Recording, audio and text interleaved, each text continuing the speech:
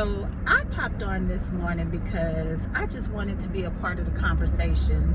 I want to insert myself into this conversation about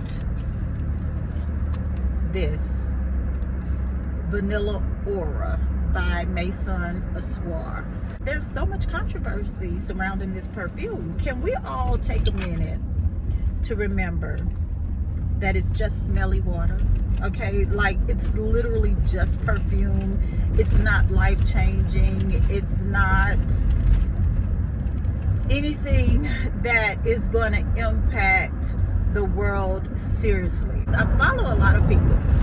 This perfume, okay, Vanilla Aura, it's inspired by Guerlain's Planifolia, which is a perfume that's, you know, almost $700, which I would never. Let me not say that, because I said I would never pay, you know, over $100 for one brush, and I spent $400 for one brush. So never say never. When you're into things, you buy it, you know, if you can. Anyway, I digress. I would never. A lot of influencers, a few of them I follow say, and that I follow and trust, say that this smells so close to Planifolia. Like, some people say 1-to-1, some people say 85 to 95%, okay? And then there are some people that I follow on social media that absolutely hate it. What led me here is one particular influencer that I follow said that she was offered a lot of money to get on social media and change her opinion, because originally when she smelled it, she did her first impression, she didn't like it. She said to her it smelled nothing like Planifolia, etc. Then she said that she received an email or some sort of, you know, I don't know, email, phone call, whatever, but she was offered quite a bit of money to get on social media and say that she changed her mind, you know, that was just her initial impression, and she was shocked that that happened, and she didn't know that that really happened. And well, we all know that that happens, right? We all know that that happens, and it's unfortunate. That's why you have to kind of trust your own nose, you know. It's really, you're really not gonna know if you like a perfume until you smell it yourself, you know.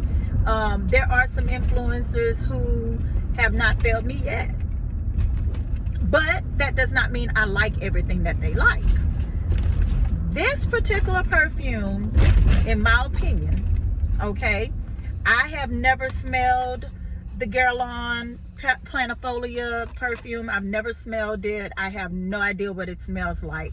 But as for this perfume on its own, in my opinion, it's a beautiful fragrance. It's a beautiful fragrance.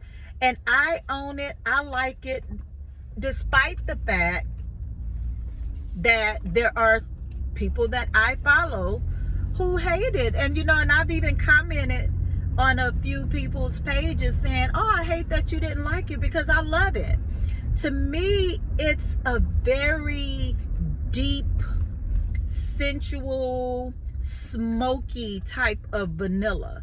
Like I said, I have no idea what Planifolia smells like, but in my opinion, this particular vanilla is a very rich smelling vanilla. It's definitely niche level, in my opinion. And I own niche fragrances, I own designer fragrances, I own Arabian fragrances, and I just got into Arabian perfumes this past summer. I was just introduced to it in June, so you know, I've been somewhat of a perfume snob, okay? Somebody's in my parking spot. Oh my goodness. That is so frustrating when somebody gets in your parking spot. After being introduced to Arabian fragrances this summer, I realized that there are some real gems out there in the affordable perfume market that I did not know about. I mean, I had no clue, honestly. But as for this perfume, I mean, it's a love for me. It almost puts me in the mindset of Tom Ford's Tobacco Vanilla.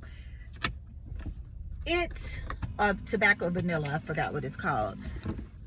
It has somewhat of a tobacco smoky type of scent, and it does create a scent memory for me. It reminds me of growing up and my grandmother baking, and my grandmother, my grandfather, and my great-grandmother all chewed tobacco and smoked a pipe, like the old-fashioned pipe where they would actually put the tobacco in it. And of course I grew up in the country, so and so yeah, it reminds me of that. But it does smell expensive to me, to my nose. It smells expensive, it's rich, it's deep, but I can see that it wouldn't be for everybody. My point is, just because you hate it and just because you don't think it smells anything like planifolia to your nose does not automatically mean, okay, it doesn't automatically mean that other people are lying, even though some of them probably are, and some of them are probably getting paid to really push it. That's why you have to have discernment and discretion in who you follow and who you believe, you know, as a consumer. But as for me and my nose, we love it. Well, I'm referring to myself in the plural, but anyway, I love it. Again, it's rich, it's deep, it's smoky, it's soft. I absolutely love this. Like, I love it so much to where I'm seriously considering getting a backup of it, because as for right now, I do have to spray it heavily. And next year I am going on a no buy. I'm not buying perfume. Well, I'm going on a low buy. I'm probably going to let myself buy one every quarter or something like that. But and I may get a backup of this before the end of the year, just to make sure I have it throughout the entire year next year. But I absolutely love it.